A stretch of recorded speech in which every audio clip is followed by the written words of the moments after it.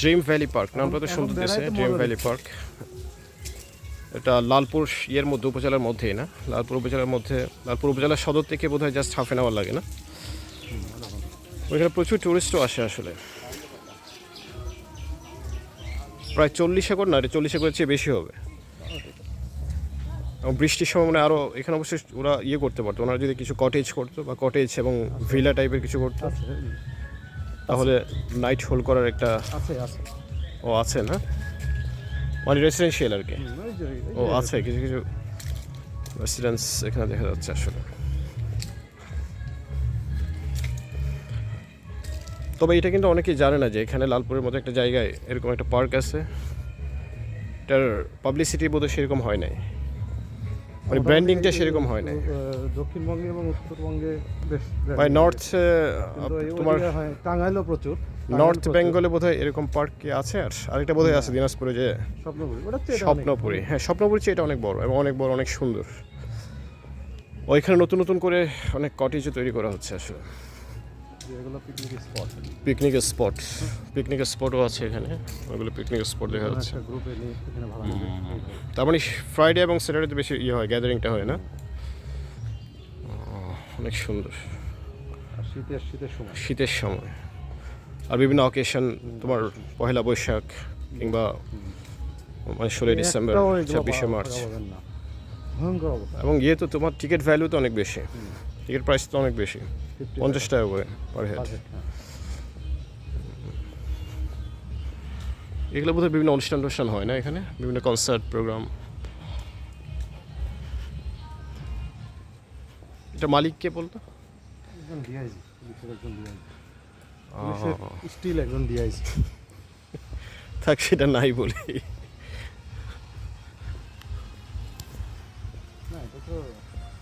গর্বের বিষয় আমাদের, মানে সরকারি কর্মচারী হয়ে এত বড় বিশাল কর্মকর্তা, এত বড় পার্কের মালিক, এত বড় বিশাল একটা পার্কের মালিক, এটা আসলে matter of pride. Matter of pride as well as matter of shame.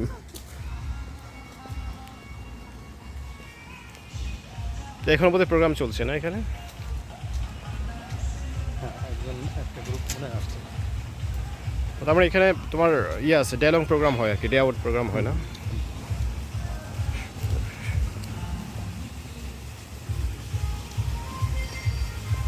ওই যে এটা এখানে থাকা যাবে, ড্রিম স্কোয়ার ভ্যালি। এখানে কিছু ভিলা আছে, ভিলা কটেজ করা হয়েছে নতুন, এখানে নাইট হোল্ড করা যায় এবং বৃষ্টির সময় খুব ভালো লাগবে। হ্যাঁ, ও এখনো বোধহয় নাইট হোল্ড এরকম সিস্টেম রাখে নাই। হ্যাঁ, আচ্ছা আচ্ছা, বুঝছি, মানে ডে আউট প্রোগ্রাম আর কি।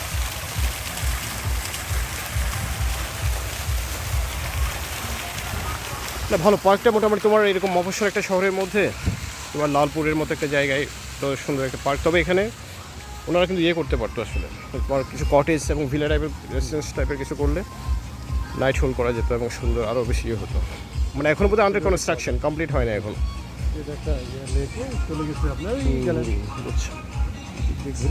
এটাও কি লেক? না, এই যে স্পিড বোট ঘুরে।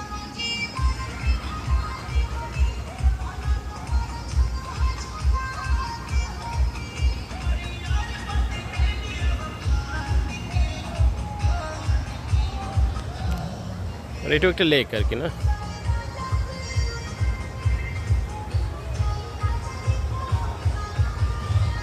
মানে কনসার্ট চলছে না, মানে কোনো একটা ওইখানে সুইমিং পুল আছে, বিশাল বিশাল একটা সুইমিং পুল দেখা যাচ্ছে। এখন এটা মনে বন্ধ করে দিচ্ছে, এখন ওইটা চালাচ্ছে। আচ্ছা আচ্ছা আচ্ছা, ওই ঢেউ আছে না, ওইটা হিউজ ঢেউ। এই ঢেউটা কীভাবে বললো এটা? ওটা ওই যে কৃষ্ণ ঢেউ, ভালো ইয়ে করতে গেলে জায়গা থাকলে সব হয় আর কি, ঢেউ তৈরি করা যায়, বৃষ্টিও তৈরি করা যায়। এগুলো এক একটা শেড, এক একটা গ্রুপ, এগুলো সব পিকনিকের আলাদা আলাদা শেড, এটার নাম্বার আছে, প্রায় 150 শেড আছে। রিয়েল এরকম 150 শেড এখানে আছে। কোনোটাই ফাঁকা থাকে না, যখন অবশ্যই অ্যাডভান্স বুকিং দিতে হয় আসার জন্য, তাই না? অ্যাডভান্স বুকিং লাগে এবং বিভিন্ন ফেস্টিভ্যালে, বিশেষ করে পহেলা বৈশাখ, 16 ডিসেম্বর, 26শে মার্চ এবং শীতের সময় বিশেষ করে বেশি গ্যাদারিংটা হয়। ওই কমিউনিকেশনটাও ভালো তো, মোটামুটি রাস্তাঘাট তো দেখলাম খুবই ভালো। আর ঢাকা থেকে মোটামুটি 5 ঘন্টার মতো সময় লাগে। ঢাকা থেকে সিরাজগঞ্জ হয়ে তারপর বনগাঁও না বনপাড়া হয়ে তারপর লালপুর হয়ে লালপুর থেকে জাস্ট হাফ অ্যান আওয়ার।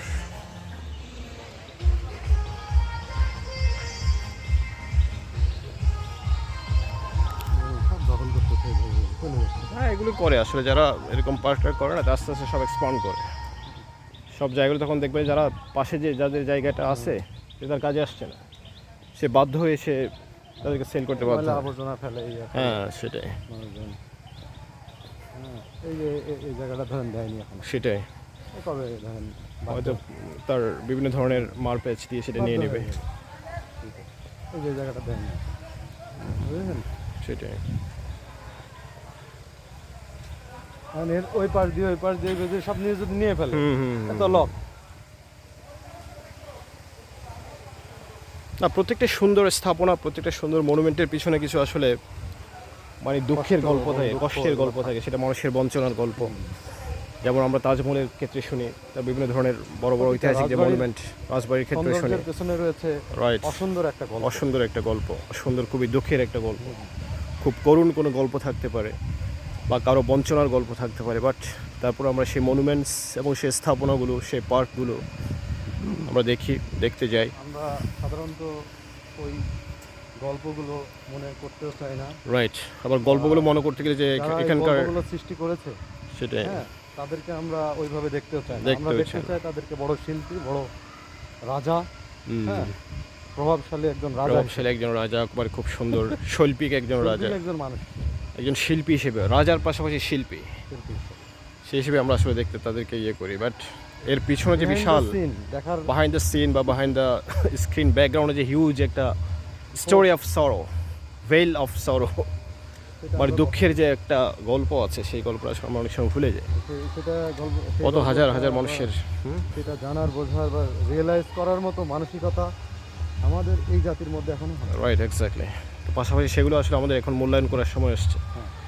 আমরা শুধু পার্ক সৌন্দর্য, শুধু বিউটি বা এস্থেটিক্স যে বিউটিগুলো আছে সেগুলো দেখবো না, পাশাপাশি এটার ব্যাকগ্রাউন্ড, এটার হিস্ট্রি, কীভাবে এই জিনিসটা তৈরি হলো সে বিষয়টা আসলে আমাদের জানা দরকার।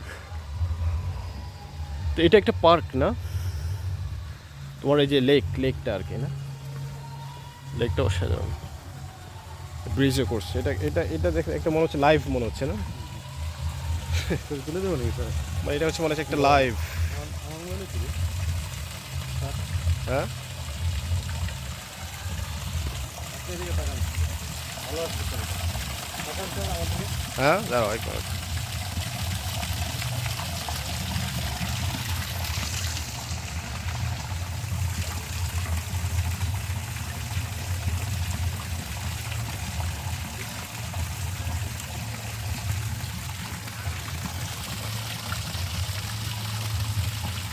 মনে হচ্ছে কিছু মহিলা এখানে আসলে জাস্ট কলসি থেকে পানি ঢালছে, একদম ভেরি লাইভলি এবং ভেরি ন্যাচারাল মনে হচ্ছে আসলে বিষয়টা। যদিও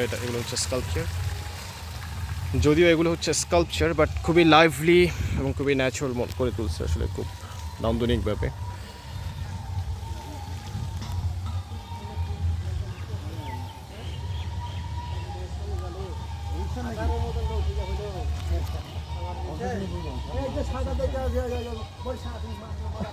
স্পিড বোট হচ্ছে না, কালকে প্রোগ্রাম আছে স্যার, সকাল কয়টার দিকে? হ্যাঁ অবশ্যই স্যার, সকাল ফার্স্ট ট্রিপে 6টার সময় রওনা দেবেন স্যার। 6টায় গাড়িতে উঠবেন, 6 5 11টার সময় পৌঁছে দেবেন। কোনো সমস্যা নেই, এটা একটা লেক, বিশাল লেক। আসেন আসেন স্যার, নো প্রবলেম, দেশ ট্রাভেলসে আসেন স্যার। Just 6টায় over রওনা দিয়ে রাখা দিবেন হয়েছে স্যার, অবশ্যই পৌঁছে অ্যাজ এ হোল পার্টি খুবই সুন্দর এবং আসেন স্যার, অনেক আপনি আসলেই হবে এস্থেটিক স্যার। বিউটি এটার ডিফারেন্ট। দেখা যাবে। অনেকগুলো রাইড, অনেকগুলো আপনার এস্টাবলিশমেন্ট এখানে আছে এবং বিভিন্ন ধরনের স্থাপনা আছে, লেক, তারপর ওয়াকওয়ে, লন এবং অনেকগুলো পিকনিক শেড করা আছে এখানে। যদি কেউ পিকনিক করতে আসে তাহলে অগ্রিম বুকিং দিয়ে আসলে আসতে হয় এখানে। আমি 40 করে বোধহয় বেশি হবে এটা। মনে হয়েছে আমি একটু জানি না। এবং লেকের পানিটাও কিন্তু মোটামুটি ট্রান্সপারেন্ট না, স্বচ্ছ অনেক। ইয়ে চালানো যায়। ওনার বাড়ি কি এখানে, যে মালিক? ওই যে ওখানে বললাম। ডাব ছিঁড়লে 500 টাকা জরিমানা। একটা ডাবের দামই তো 100 টাকা। তাদের যে ওইটা কি, ওইটা ওই ভিলেজের মতো দেখা যাচ্ছে, যেটা ভিলার মতো, কটেজের মতো। ওইটাই তো দেখালাম, ওই দিক দিয়ে ও আচ্ছা আচ্ছা আচ্ছা। বাট ওখানে বোধহয় এখনো হ্যাঁ। মানে ইয়ে না বোধহয়, লিভেবল না, না? না না, ওখানে থাকে না সাধারণত, এখন রাত্রে এখন থাকার। এই যে পাখির ডাক শোনা যাচ্ছে না, তার মানে ভোরে এবং সন্ধ্যায় প্রচুর পাখি থাকবে। এদিকটা তো আরো সুন্দর, তাই না? তো হাসান, তোমরা কি আসো মাঝে মধ্যে ফ্যামিলি নিয়ে? আসা হয়েছে স্যার কয়েকবার ফ্যামিলি নিয়ে, তারপর আমাদের জেলা থেকে বিভিন্ন গ্রুপ নিয়ে আসা হয়েছে। না, কাছেই তো, নাটোর সদর থেকে আর রাজশাহী থেকে বোধহয় প্রচুর লোকজন আসে। অফিসার্স ক্লাব, বিভিন্ন উপজেলা তারাও আসে। আম বাগানও আছে না ভিতরে? এখন তো স্যার এটা হচ্ছে ব্রিজ। এখন ডাল সিজন, সেই হিসাবে মানুষজন কম দেখে এখানে অফ সিজন আর কি, হ্যাঁ? অক্সিজেন। আর যখন ইয়ে থাকে স্যার, ওই সময় খুবই রিয়াল হিউজ আসলে। আমরা আসছি কোন দিক থেকে? আমরাও ওইটার ওই পর দিয়ে আসছি। বিশাল সাইলেন্স কিন্তু, না একদম নীরবতা। এখন ভালো লাগতেছে আমাদের মতো হ্যাঁ, মানুষের জন্য, সেটাই। এখন ভালো।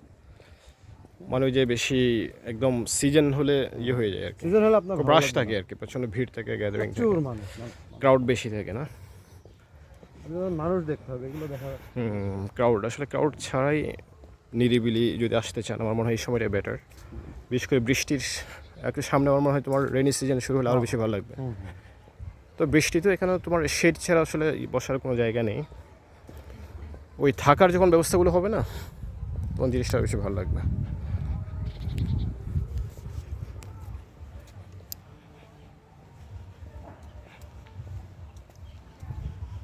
এটাও কি এক ধরনের ইয়ে বোধ হয় না, টয়লেট? এগুলো সব শেড। শেড, পিকনিক শেড না এগুলো? তো আমরা হিউজ পিকনিক পার্টি আসে বোধ হয়। ও খুব চমৎকার চমৎকার কিছু কিন্তু স্কাল্পচার আছে, যে তোমার যে পায়রা, তাই না? আম বাগান। আর ওইদিকে আসছে, কিন্তু আর এদিকে যাবো না। থাক, আর বেশি যাওয়ার দরকার নেই। ও ব্রিজ তো ওদিকে একটা দেখলাম, এটা একটা না? আচ্ছা আচ্ছা। ওইটা একটা। তো মানে হাউ রিচ হি ইজ, যে জিনিসটা তৈরি করছে আসলে। এটা আবার নতুন করছে দেখছি। এটা টিলার মতো করে এদিক দিয়ে বের হয়ে যায় না? এদিক দিয়ে আসেন স্যার, এটা তো এটা দেখাই যায়।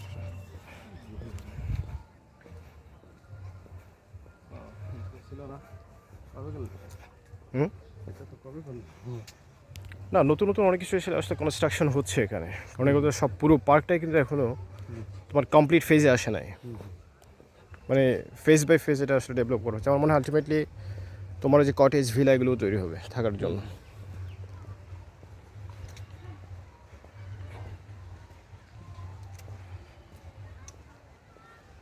এটা বোধহয় মেইন গেট না?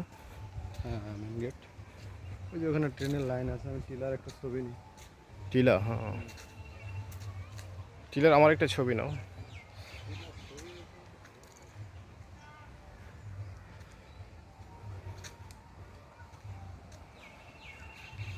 এই যেটা লালপুরের বিখ্যাত ড্রিম ভ্যালি পার্ক, খুব চমৎকার করে সাজানো, ওয়েল ডেকোরেটেড, ওয়েল ফার্নিশড।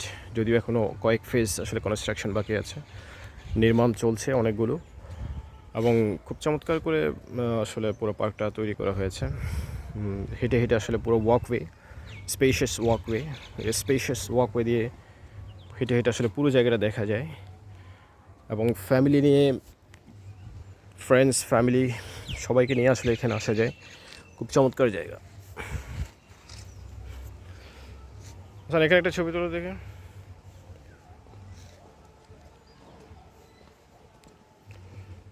একটু ভিডিও হচ্ছে। আমি তো নিই, আমার মোবাইলে হ্যাঁ, মানে তোমার এই যে ইয়েগুলো স্যান্ডিউনের মতো টিলা।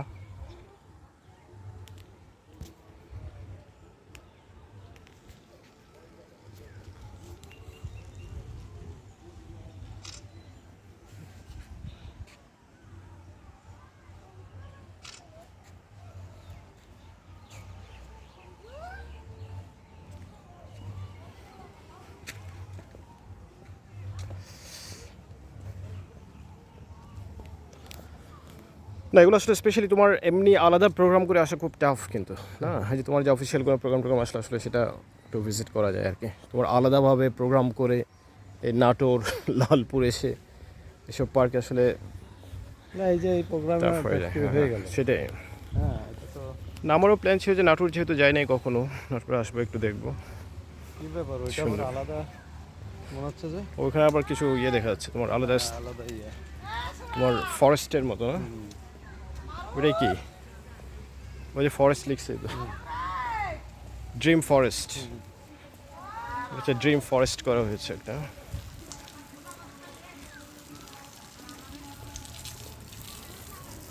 এই যে সার বের হয়ে আসতেছে, ও এগুলো দেখছি। এই কাজ তো অলরেডি, যাবেন স্যার? চলো একবার ঘুরে আসি, নাহলে আবার অপূর্ণতা থেকে যাবে। আচ্ছা গেট,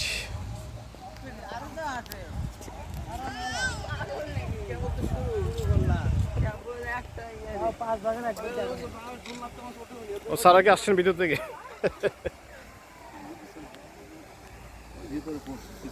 হ্যাঁ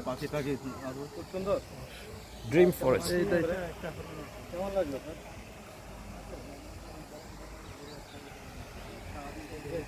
ফ্যামিলি নিয়ে, ফ্যামিলি ফ্রেন্ডস তারপর কিডসদের নিয়ে আসলে আসলে খুব মজা হবে, আর খুবই মজা হবে, খুব স্পেশিয়াস, খুব চমৎকার করে পার্কটা সাজানো। এবং এটা এক ধরনের এই ধরনের পার্ক সাধারণত নর্মালি আমাদের ঢাকার আশপাশে শুধু পার্ক, জাস্ট পার্ক এরকম দেখা যায় না, খুব কম। তো আমার মনে হয় যদি সময় হয়, সময় সুযোগ করে আসলে এটা আসতে পারলে ভালোই লাগবে। এবং এটা হচ্ছে আলাদা একটা পার্ট, যেটা নাম দেওয়া হচ্ছে ড্রিম ফরেস্ট। এখানে ফরেস্টের মতোই করে সব কিছু সাজানো আছে। তারপরে যে এখানে একটা ঝর্ণা দেখাচ্ছে ঢুকতেই,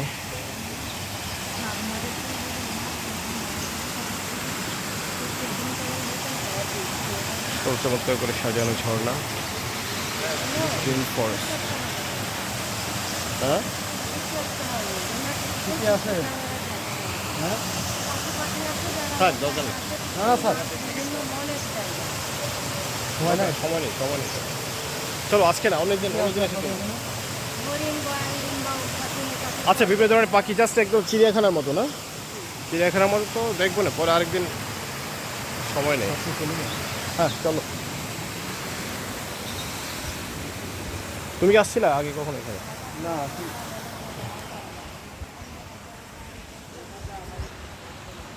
ওই ভিতরে ইয়ে থাকবে হয়তো একটা জাস্ট মিনি চিড়িয়াখানার মতো।